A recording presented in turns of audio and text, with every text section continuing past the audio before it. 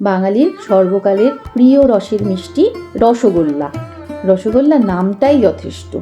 এই রসগোল্লা খাওয়ার জন্য স্থানকাল পাত্র কিচ্ছু লাগে না, টপ করে মুখে পুরে দিলেই মন আর প্রাণ জুড়িয়ে যায়। আজ আমি তোমাদের সঙ্গে এই রসগোল্লা বানানোর পদ্ধতি ও অভিজ্ঞতা শেয়ার করব। কিছু টিপস আর ট্রিক্স ফলো করলেই একদম দোকানের মতো পারফেক্ট রসগোল্লা বাড়িতেই বানিয়ে ফেলা যায়। আমি আজকে বড় সাইজের রসগোল্লা বানাবো।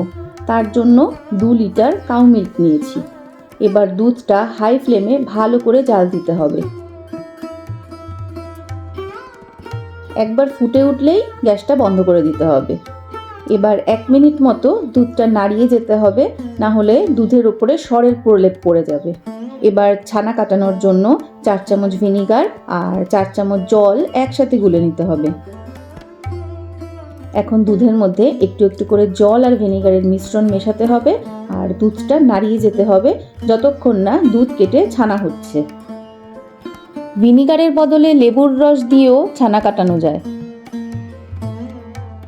ছানা কাটার পর ছানার জলটা এরকম হালকা সবুজ সবুজ হয়ে গেলে বুঝতে হবে একদম পারফেক্ট ছানা কাটা হয়েছে।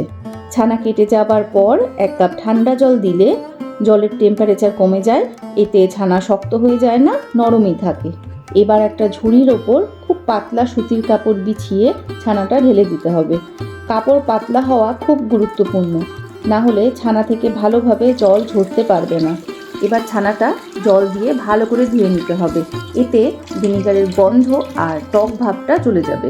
তারপর ভালো করে নিগড়ে নিয়ে 2 ঘন্টার জন্য ঝুলিয়ে রাখতে হবে বা কোনো ভারী জিনিস দিয়ে চেপে রাখতে হবে। এতে ছানার মধ্যে যে এক্সেস জলটুকু থাকে সেটা বেরিয়ে যাবে। 2 ঘন্টা পর ছানার পুটলিটা খুলে দিলাম। একদম পারফেক্ট ছানা তৈরি হয়েছে। এবার ছানাটা এইভাবে 5 মিনিট মতো মেখে নিতে হবে। 5 মিনিট পর ছানাটা একটু নরম হয়ে এলে তারপর হাতের তালু দিয়ে এভাবে ডলে ডলে সামনের দিকে নিয়ে যেতে হবে। এই কাজটা একটু ধৈর্য নিয়ে করতে হবে, তবেই একদম নরম তুলতুলে রসগোল্লা তৈরি হবে। মাখতে মাখতে যখন ছানাটা এভাবে উঠে আসবে, মানে যেই পাত্রে মাখা হচ্ছে সেই পাত্রে আর লেগে থাকছে না, তখন বুঝতে হবে ছানা একদম রেডি। এবার ফ্লেভারের জন্য ছোট 1 চামচ এলাচের গুঁড়ো আর বাইন্ডিংয়ের জন্য ছোট 2 চামচ কর্নফ্লাওয়ার দিয়ে 2 মিনিট মতো হালকা হাতে সব মেখে নেব। কর্নফ্লাওয়ারের জায়গায় ময়দাও দেওয়া যায়। ছানাটা ভালোভাবে মাখা হয়ে গেছে। এবার এই মাখা ছানা থেকে আমি 10টা বড় সাইজের লিচি কেটে নেব। আমি যেহেতু বড় রসগোল্লা বানাবো তাই 10টা লিচি কাটছি। মিডিয়াম সাইজের হলে 20টা মতো লিচি আর ছোট সাইজের রসগোল্লা হলে 30টা মতো লিচি কাটা যাবে এই 2 লিটার দুধের ছানা দিয়ে।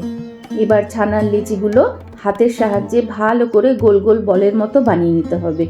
বলের মধ্যে যেন কোনো ক্র্যাক্স না থাকে, আর যদি বল বানাতে গিয়ে ক্র্যাক্স পড়ে যায় বা ভেঙে যায় তাহলে ছানাটা আরেকটু মেখে নিতে হবে। ছানার বলগুলো সব বানানো হয়ে গেছে। এবার চিনির রস বানিয়ে নেব। আমি 300 গ্রাম চিনি নিয়েছি, মেজারিং কাপের 1.5 কাপ মতো। খুব বেশি কড়া মিষ্টি করব না। এবার 1.5 কাপ চিনির জন্য 6 কাপ জল দেব।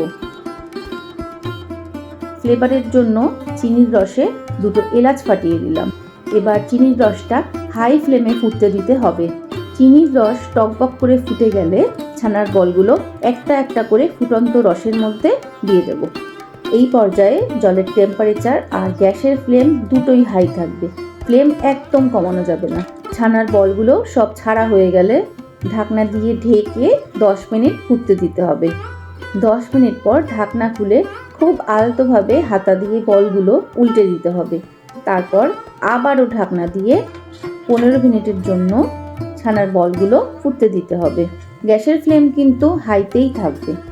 15 মিনিট পর এবার রসগোল্লার সাইজগুলো দেখো, এই যেন এক একটা রাজভোগ। দেখো, একটা রসগোল্লাও ভেঙে যায়নি, একদম পারফেক্টলি প্রতিটা রসগোল্লা তৈরি হয়েছে।